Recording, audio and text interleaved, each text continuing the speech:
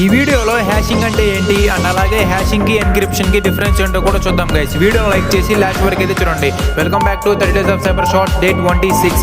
Hashing అంటే ఇది one way process అనమాట.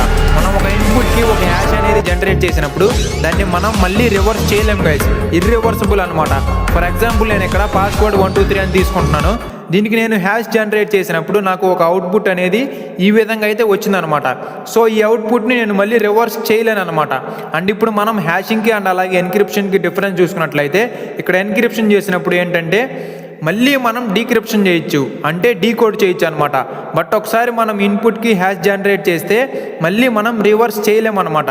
ఇది మనకి మెయిన్ డిఫరెన్స్ గైస్. అండ్ అలాగే ఎన్క్రిప్షన్లో చూసుకున్నట్లయితే మనం ఇన్పుట్ ఇచ్చిన ప్రతిసారి డిఫరెంట్ ఎన్క్రిప్షన్ అవుట్పుట్ అనేది వస్తుందన్నమాట.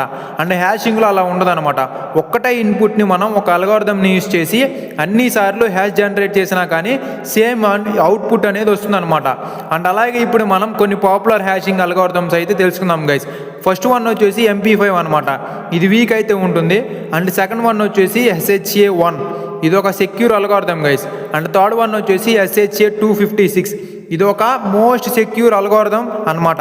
సో దీన్ని బ్లాక్ చైన్ టెక్నాలజీలో అండ్ బ్యాంకింగ్స్లో అండ్ అలాగే గవర్నమెంట్స్లో అయితే ఈ అల్గారిథమ్స్ని అయితే యూజ్ చేస్తారు గైస్. అండ్ అలాగే ఈ హ్యాషింగ్ అనేది పాస్వర్డ్స్ని ప్రొటెక్ట్ చేయడం కోసం, డేటాని సెక్యూర్ ఉంచడం కోసం అయితే యూజ్ చేస్తుంటారు గైస్.